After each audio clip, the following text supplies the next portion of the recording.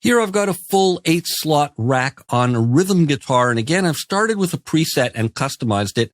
And I think it sounds really nice. Let me play a little before and after in context, and then we'll break it apart.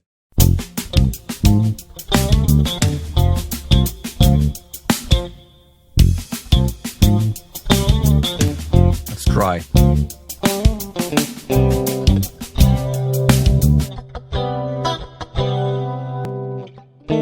So that was a guitar recorded direct into an audio interface.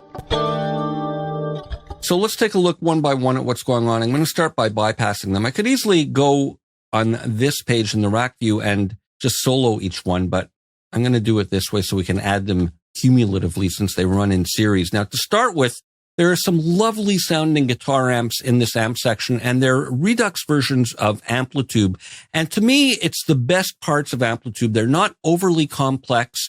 We have the amp and the cabinet and the mic modeling all separated into different modules. So each one gives us a nice range. In this case, actually, I spoke too soon. In this case, there is a cab size parameter on here, but the choices are limited in a good way that allows us to make good decisions and move on.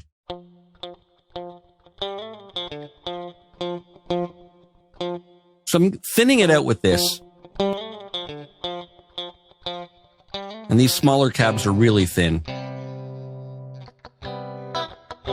I like the bigger size, the bigger ratio.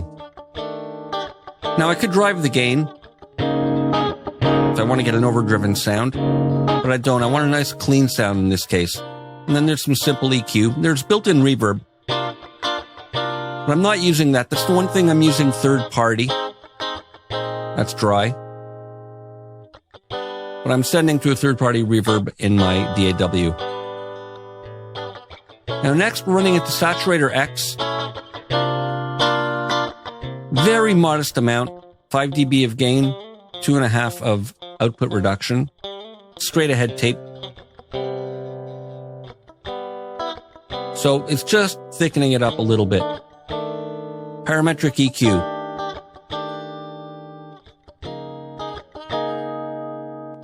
So we have this set at around 1K, and I'm pulling it out.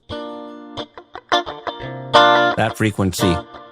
It can be a bit harsh. And then here, we're at 1.7. And they're both relatively wide bands. But this band isn't really doing anything. It's set flat. We're just using this. Pull it out. Now we have a channel strip plugin here. Compression is really simple. It's just triggering a couple of LEDs on the loud notes, so it's not doing much. I have another compressor happening later. But the EQ is interesting. This sub-frequency allows you to dial in the frequency, and 100 is a nice area for that warm thickness on a guitar. Right there. So that's nice. I like that range, but I'm going to pull it down a little bit, and I'm going to make up for this later in the chain just a little bit higher than 100. And then there's a shelf.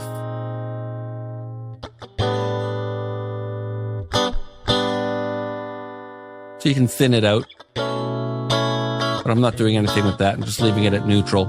And there's a mid-range. We set the frequency here at 3.5K. So not to get too twangy, I'm pulling a bit of that out. And then there's a high shelf.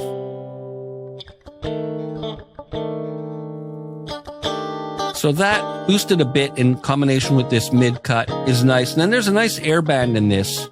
And I'm boosting a lot here at 12K.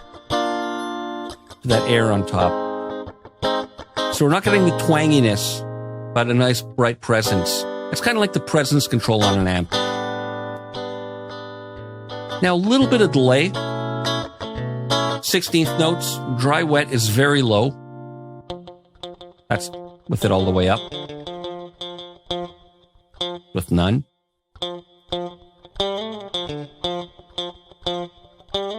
Just like that. And it's a bit of feedback, very little. And a little bit of filtering. Just to take off a bit of the edge on top. And now, the Fairchild. I'm using this pretty aggressively. Have the input really boosted. And these time constants really affect the response.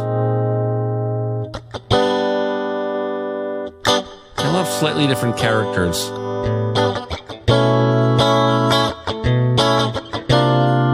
I might ease off on that a bit. So it's just triggering it a bit on those quieter notes without it. And of course there is makeup gain happening. And now here the chorus is giving it a really nice subtle modulation. I can sync it to tempo optionally, but I don't need it. With chorus in general, I'm a big fan of a lot of depth, but a very slow rate. If it's too fast, it's way too noticeable. You get that effect with that deep depth. If you're going to go at a high rate, you want a low depth.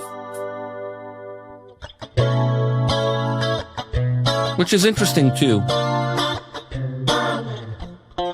So extreme modulation, but at a very slow rate. And we have a dry wet control. It also stereoizes it.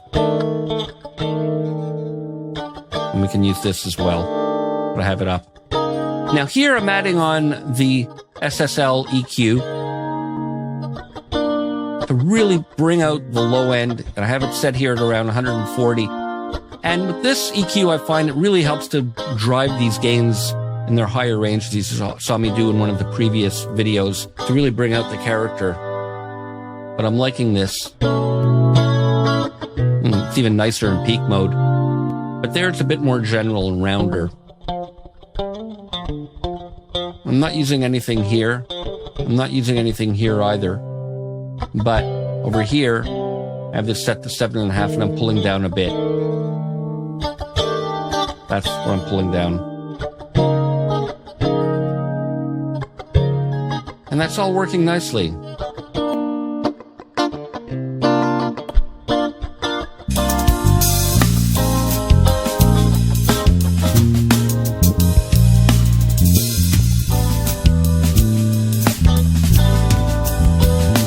Let's go in here and save this preset. So this is what I started with, but I'm going to save it. I'm going to go save as, and I'm going to create a new folder. Instead of saving into the guitar folder, I'm going to create a new folder in here for my own presets that I've been creating. And we'll put it in here. And now if we look in here, we'll see the new category with that preset. And I'll move the others that I created, the drum bus and the vocal one, in there in the Finder, and they'll appear there in the next video.